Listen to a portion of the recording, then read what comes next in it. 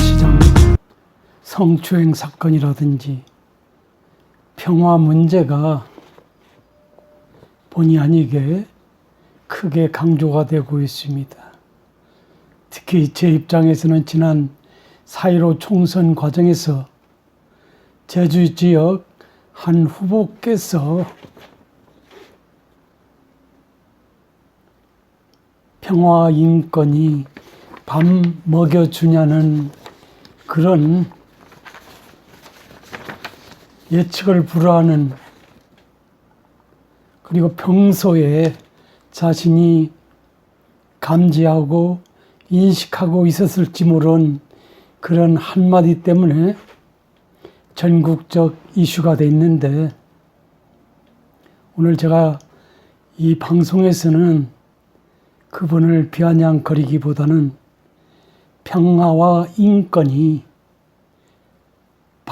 밥 먹고 사는 것보다 어쩌면 더 중요한 이슈일 수 있다는 점에서 여러분한테 한번 말씀을 드려보겠습니다. 주제는 평화와 인권이 밥 먹여주냐입니다. 지난 4.15 총선 과정에서 제주 지역 여당 출신 후보자가 세상의 이치를 통달하고 있는지 아니면 무시하고 있는지는 알 수 없습니다만, 평화와 인권이 밥 먹여주냐라고 해서 논란을 불러왔습니다. 당시 후보자께서는 아마 제주 관광이 고사 직전에 내몰려 있어서 자신이 후원군이 되고 싶었을 것입니다. 제주도민이 먹고 사는 문제를 국회의원으로 당선돼서 책임질 것이라는 그런 포부를 갖고 있어서 감히 이런 말씀을 하신 것이 아니냐는 그런 긍정적인 평가 또한 제 관점에서는 말씀드리고 싶습니다. 그래서 선거 전략 일환으로 도민 여러분, 평화, 인권 운운한다고 제주 경제 살아납니까? 힘 있는 후보 밀어서 경제를 살립시다라는 그런 말을 솔직히 하고 싶었을 것이라 보아집니다. 그렇다면 후보께서의 사자후가 왜 논란을 불러왔을까요? 보통 인간사에서 말할 수 있고 누구나 어쩌면 공감할 수 있고, 특히 자본주의 질서에서 경제 문제가 핫 이슈라는 점에서 대수롭지 않음에도 불구하고 논란은 당시에 크게 중폭됐던 것으로 기억하고 있습니다. 제가는 평화는 전쟁을 하지 않는 상태 또는 분쟁과 다툼이 없이 서로 이해하고 우호적이며 조화를 이루는 상태라고 사전적 개념으로 여러분한테 말씀드려보고 싶습니다. 제주 지역의 경우도 지금까지 강정 해군기지 문제라든지 제2공항 건설, 그리고 여타 크고 작은 개발뿐 탓으로 다툼이 지속되어 왔다고 우리는 볼 수 있습니다. 어떻든 평화가 인류가 목표라는 가장 완전한 상태라고도 볼 수 있습니다. 실현 불가능한 상태라고도 볼 수 있을 것입니다. 평화에 대해서 학자들은 평화를 직접적인 폭력이 없는 상태로서의 소극적 평화, 갈등을 비폭력적 방식으로 해결하는 적극적 평화로 구분해서 이해할 것을 주문하기도 합니다. 전자의 맥락에서 즉 소극적 평화는 전쟁이 부재, 세력이 균형 상태라고 말할 수 있습니다. 인류 역사상 이런 평화의 시기는 거의 존재하지 않았거나 있었더라도 극히 짧았을 수밖에 없을 것이다 하는 생각입니다. 왜냐하면 인간사 악의 다툼은 필연적일 수밖에 없기 때문입니다. 그러므로 단순히 전쟁이 없는 상태를 유지하려면 타인으로부터 공격당하지 않기 위한 전쟁, 즉 억지력이 반드시 필요하다고 했습니다. 그래서 소극적 평화는 약자의 목을 조르면서 조용히 해라, 평화를 위해서라고 윽박지르는 그런 형태라고 볼 수 있는데, 이것은 진짜 평화가 아니라 가짜 평화이다라는 것이 학자들의 입장이 되겠습니다. 그 다음에 후자의 맥락에서의 적극적 평화는 비폭력주의 상징인 인도의 간디를 연상해 볼 수 있습니다. 그가 평화를 단순히 전쟁이 없는 상황이 아니라 정의가 구현된 상황이라고 말한 것과 같은 평화가 되겠습니다. 정의가 구현됐다는 것, 평화롭다는 것입니다. 최근에 우리나라에 있어서 특히 조국 사태 등과 관련해서 정의 공정 문제가 여론의 부지기수로 떠올 뿐만 아니라 국민적 관심으로 대두되어 있습니다. 그리고 대통령께서는 취임식에서 정의롭고 공정한 사회 건설, 국가 건설, 국민 모두의 어떤 그 평화로운 삶을 책임지겠다라고 공언한 바 있기 때문에 더욱 와닿는 개념이라고 말할 수 있을 것입니다.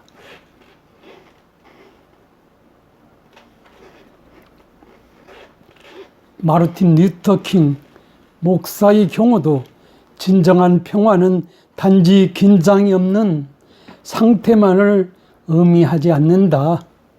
정의가 실현되는 그런 평화만이 평화일 뿐이다라고 외쳤습니다. 이외에도 평화는 사람이 사람답게 사는 사회가 건설될 때에 실현될 수 있다고도 하는 주장이 있습니다. 이런 점에서 비추어 본다면 후보자께서 평화라고 말했는데 그 평화를 이 개념으로 받아들인다면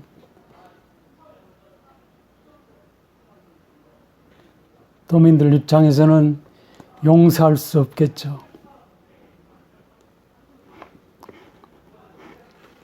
특히 헌법 전문에서도 항구적인 세계 평화와 인류 공영에 이바지함으로써 우리들과 우리들이 자손이 안전과 자유와 행복을 영원히 확보할 것을 다짐한다라는 규정을 두고 있습니다.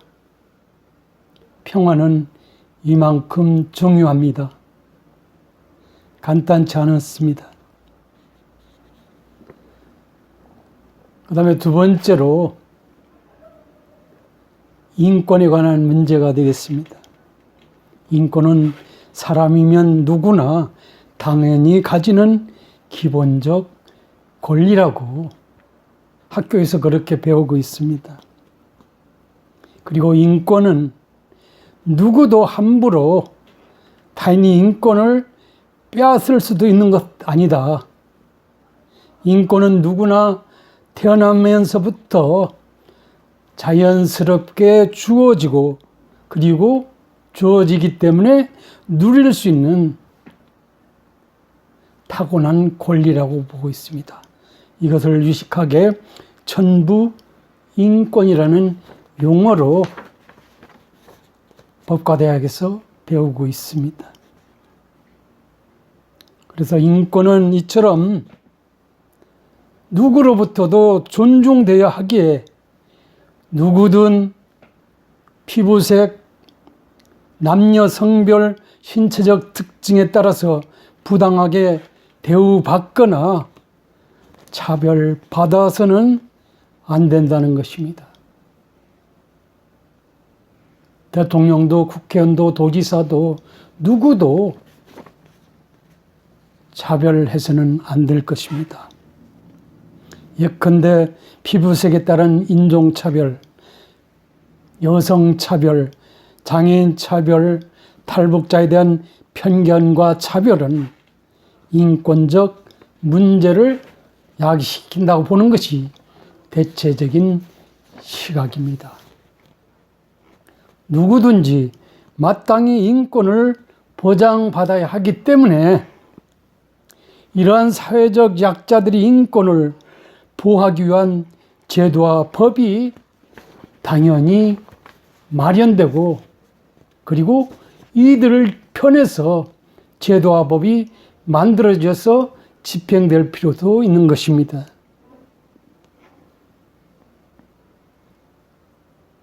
특히 유엔은 세계 인권 선언을 선포한 바 있습니다. 거기서 인류가 추구해야 할 가장 보편적인 권리, 그것을 인권으로 보고 있습니다. 그리고 후보자가 말씀하신 세 번째, 밥 먹여주냐, 밥 먹여주는 것, 이것을 저는 경제활동 또는 부의 재생산 과정으로 유식하게 한번 각색을 해봤습니다. 이는 생산수단과 노동력을 가미해서 경제적 유용성이 있는 재화를 생산하고 이를 분배 또는 소비하는 일체의 활동을 우리가 밥 먹여주는 것으로 한번 해석해 봤습니다. 이 모든 순환 과정과 관련된 행동 질서 체계를 교과서에서는 경제라는 용어로 대체해서 사용해 볼 수도 있습니다. 그리고 이런 경제에서 가장 기초적인 과정은 생산으로 이해되고 있습니다. 그리고 생산과 관련된 사회적 관계를 통해서 분배, 소비 관계가 네트워크적으로 관련성을 가져지게 된다는 것입니다. 왜냐하면 특정 국가 또는 특정 지역의 생산력이 특정 국가 또는 지역 경제의 전체 방향을 결정한다고 보기 때문에 그렇습니다. 그래서 제주 지역의 경우 최근에 관광시장이 불황 상황이고 여타 산업 구조적 측면에서 대안을 모색할 수 없기 때문에 그런 점에서 4.15 총선을 통해서 자신이 국회에 입성해가지고 제주도를 위해서 제주 경제의 어떤 그 융성, 진흥, 그 다음에 보다 나은 제도화를 책임지겠다라는 그런 측면에서 긍정적으로 받아들인다면 크게 원할 것은 없을 것입니다. 그렇지만 제가 앞에서 평화와 인권처럼 소위 보편적, 일반적인 그리고 세계적인 관점에서 인류 누구에나 공통적인 이슈라는 점에서는 약간의 정치 섹터에서 다룰 문제는 아니었다라는 것. 그래서 후보자께서는 제주 지역 경제 활성화를 위해서 책임질 테니 나를 국회로 보내달라고 하는 식, 직설적으로 하는 것이 좀 옳았지 않느냐는 그런 말씀을 드려보겠습니다. 제주 지역에 있어서도 뭐 그분이 말씀하셨기 때문에 평화, 인권, 경제 문제 다 중요하지만은 어떻든 특히나 4.3이 현재 진행형에 있습니다. 논란이 지속되고 있습니다.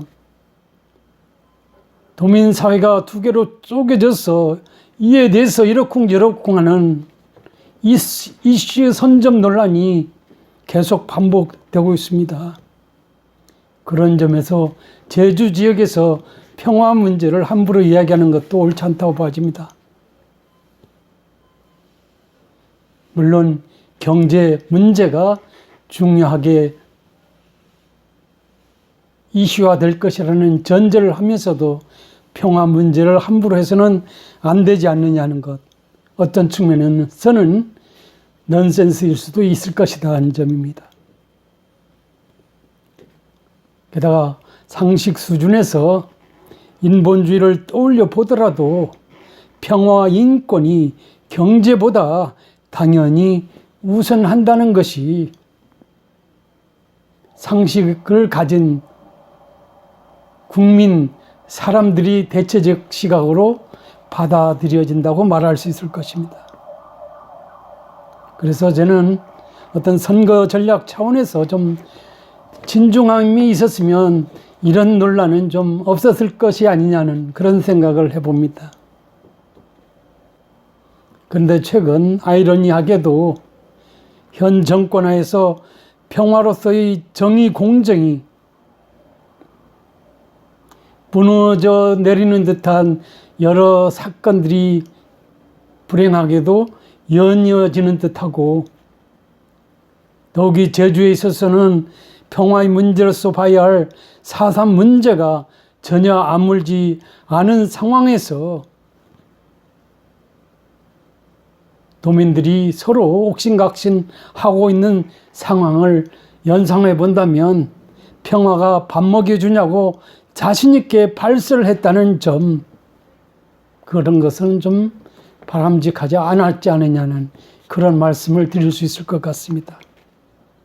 특히 인권 문제에 있어서는 최근에 오거돈 전 부산시장 성추행 사건 등을 통해서 인권에 대해서 누구보다 책임을 통감하고 있어야 한다고 보는 여성단체나 보편적 인권을 위해서 남이 나라 인권까지 챙기려 하는 민변 등의 단체 등이 일거수일투족을 보면 과연 우리나라에서 인권의 존중, 실질적인 인권 존중, 세상이 열려 있는지에 대한 궁금증을 자아낸다고 하지 않을 수 없다는 말을 감히 여러분한테 드려보겠습니다. 당시 후보자의 선견 지명이 녹아들어 있는 인권이 밥 먹여주냐를 새롭게 되새겨보면 그 의미 또한 남다르게 와닿을 수 있습니다. 평화 또한 현 정부가 지향하는 북한 문제 등과의 어떤 그 정치적 협정 타결 그 이상일 것이라는 점을 저는 조금 전에 소극적 평화, 적극적 평화를 통해서 한번 떠올려 보겠습니다. 국민적 시각에서 정치적 그 무엇을 달성하는 것보다 더 크고 존귀한 것이 평화일 것이라고 저는 확신합니다. 그래서 굳이 민초로서 바라건대는 현 정부가 한 후보자의 말처럼 제발 그러지 않기를 두 손 모아 빌고 싶습니다. 평화 인권은 말할 것 없이 밥 먹여주는 경제보다 더 중요하다고 보는 것이 대다수의 국민들, 대다수의 인류가 생각하고 있다는 점에 비추어서 평화와 이 인권 문제를 내 동댕이 치고 경제를 위해서 모든 것을 집중하는 국가 청약은 전혀 옳지 못하다고 보기 때문입니다.